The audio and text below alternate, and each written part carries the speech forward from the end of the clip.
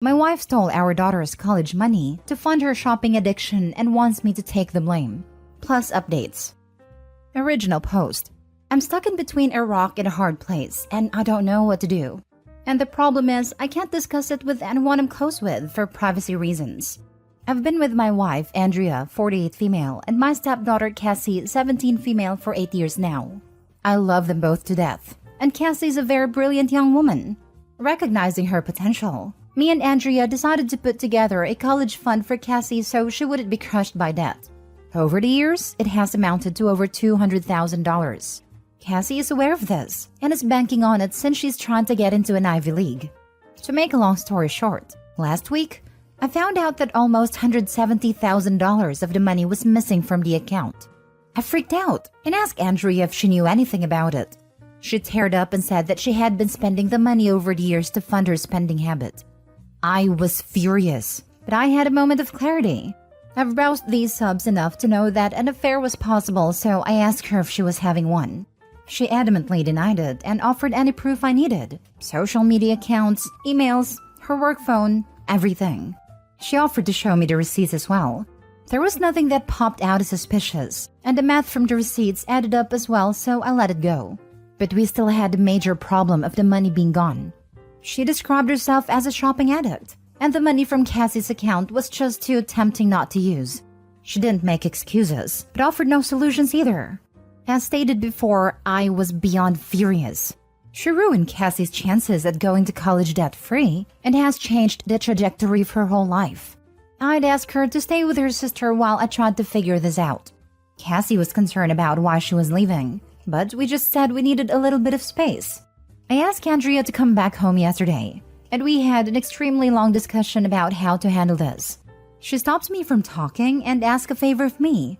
She asked if I could take the fall for her. For context, her and Cassie don't get along for a variety of reasons, and knowing how independent Cassie is, she will probably leave right after college if not during. In fact, me and Cassie get along very well and she comes to me for a lot of her issues. Andrea fears this will permanently drive Cassie away and she doesn't want to lose her. I told her that before we even talk about that, she needed to acknowledge her mistake and own it. She needed to go to individual therapy.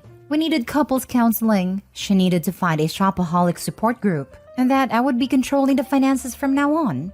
She said those terms were steep but fair. I said she needed to tell Cassie what she did, apologize, and hope for the best.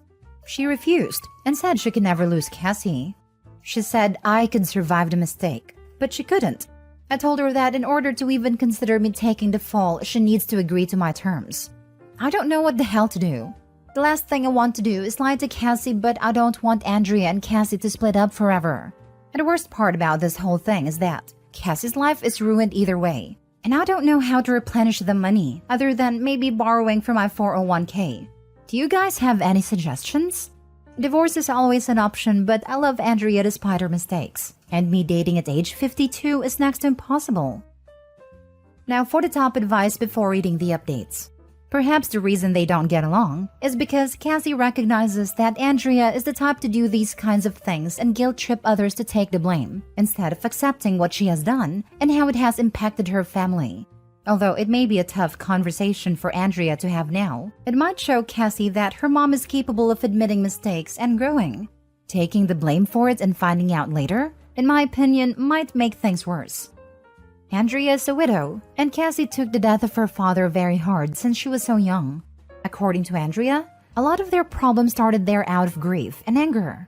Then Cassie grew up and she's developed into a bit of tomboy. Andrea is a kind of a girly girl and doesn't relate to Cassie dressing up tomboyish. They don't agree on much. Cassie wants to be a physicist. Andrea wants her to do something that has more money-making potential. Plus, there's usual teenage daughter and mother strife. They have screaming matches that I have to intervene in.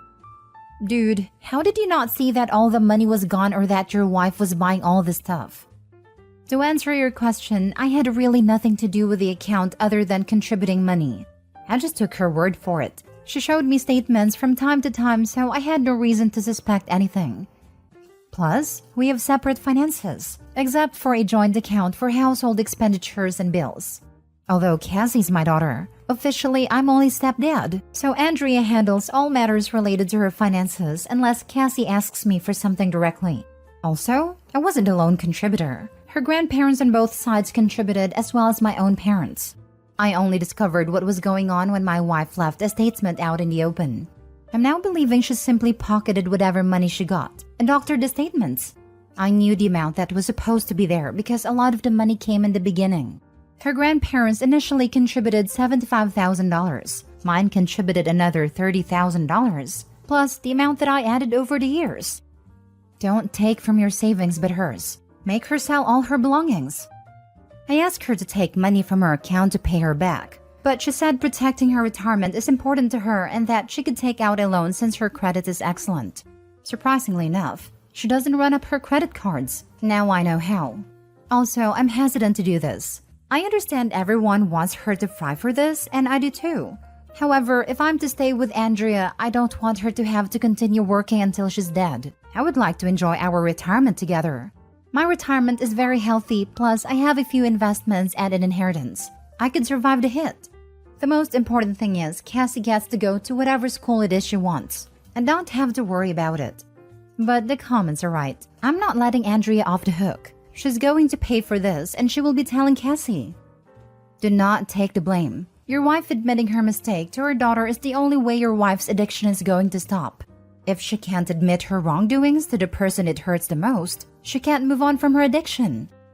To add to that, taking the blame isn't going to improve your daughter's relationship with her mom. It's only going to create a situation where she feels that she has two parents that she can't trust or rely on. Don't take that away from her by turning yourself into another unreliable adult in her eyes. You're looking out for her best interest always, and she should know that. 100% this. Do not take the blame. Your wife made her bed. Make her lie in it. She did this to her own flesh and blood. Don't be your scapegoat. You love Cassie and don't deserve the fallout that will occur. Now for the updates. After everyone in here knocked some sense into me, I realized I can't lie to Cassie. I love her too much, and she deserves the absolute truth, no matter how ugly and hard it is. I will be talking to Andrea and telling her that we need to tell her the truth together as a condition of us staying together, or else I will initiate divorce proceedings and tell Cassie anyway. Also, as someone suggested, I don't need her trying to flip the script on me, so I'll record our interactions going forward.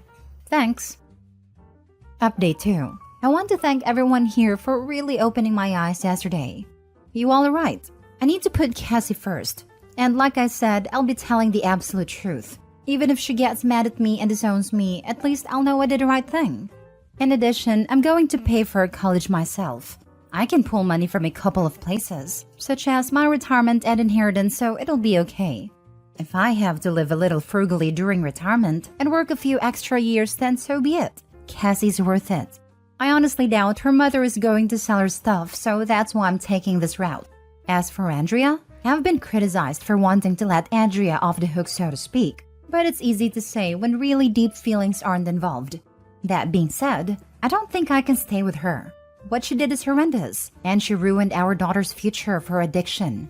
We had a long discussion late last night, and I threatened divorce unless she told Cassie the truth. She begged me not to do this, but I put my foot down, and eventually she agreed, but only if I agreed not to divorce her, and I helped to repair their relationship. I likely won't be doing either. She made her bed, so she can sleep in it. Now for the second story. I killed my dad and I don't regret it. Plus update.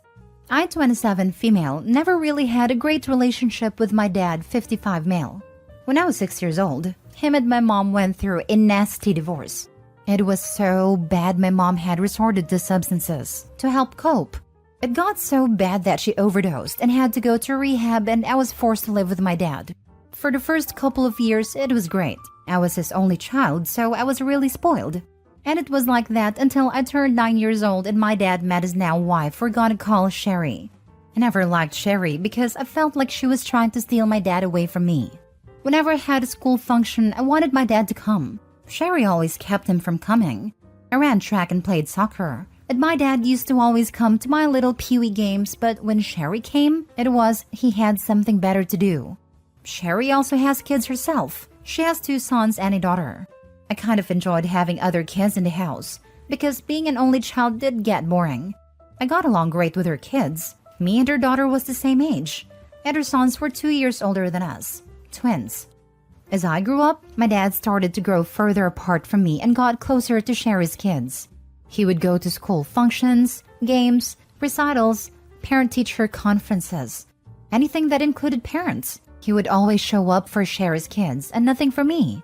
It gotten so bad that we had to have a meeting with my dad and a guidance counselor because she noticed how my grades would start to slip and how I never participated in anything anymore. And wouldn't you guess it, my dad didn't even show up to the meeting. I started to slowly hate my dad after that and wouldn't even try talking to him anymore. The breaking point for me was my 15th birthday. I'm Colombian, and everyone knows that in the Latin community, the 15th birthday is the most important day for a little girl. During my birthday month, my dad actually started to acknowledge me and we started to plan my quins. And that was the happiest I've been in years. We picked out the venue, my dress, the song me and dad were gonna dance to. We sent out invites, picked out decorations. Everything was going great until a week before the party. Everything was paid for. People already RSVP'd and everything was set in stone. Until my dad announced that we were going on a vacation the day of my quins. I asked him about my party, and he said he canceled it and wanted to go on vacation instead. I pretended to be okay with it and said okay and asked where we were going. Then Sherry laughed and said that I wasn't going with them and that I was going to stay with my grandma instead. After that day, I just decided to give up on any kind of relationship me and my dad could possibly have. I had no more birthdays, no Christmas gifts, and basically had to fend for myself, which was crazy because my family was rich and was really well off. I had to get a job in order to get new clothes and shoes, hygiene stuff, hair care products, etc. When I turned 18, I moved out and went to live with my grandma and cut off all communication with my dad and his family. I graduated high school and went to college for orthodontics. Years went by and I never spoke to my dad or heard any news about him or his family until I got a call from a hospital. It was about how my dad got into a bad car wreck and he was basically dead and was on life support, and how I was the last person on his emergency call list and that no one else answered. I went to the hospital and they told me the same thing they said over the phone and asked me if I wanted to keep the life support. And without thinking, I said no and said to take him off of it. He killed my spirit and so I pulled the plug on him and I didn't feel bad at all. It's been years since that day. And I now have a husband with 3 kids that I love to death, and I still don't feel bad about what I did.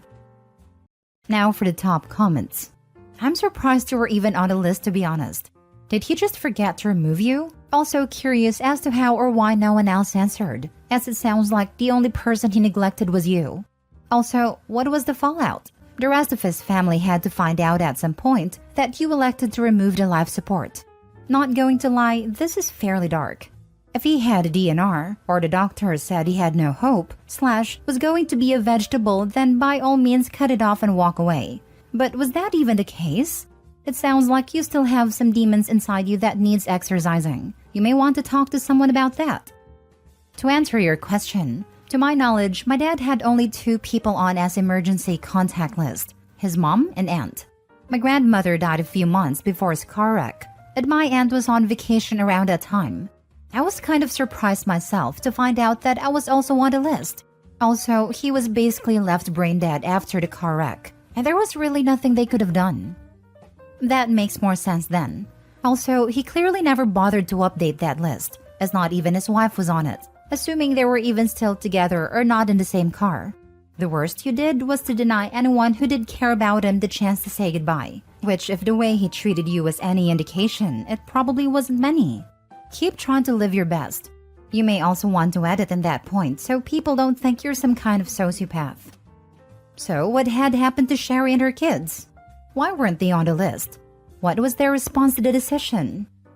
My dad had a will and got Sherry's kids trust funds and left some money for Sherry in the house and split up everything else among some family members. I honestly don't know why they weren't on the list.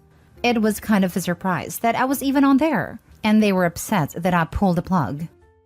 If he was brain dead, you didn't kill him. In my opinion, that is the kindest thing you can do for them.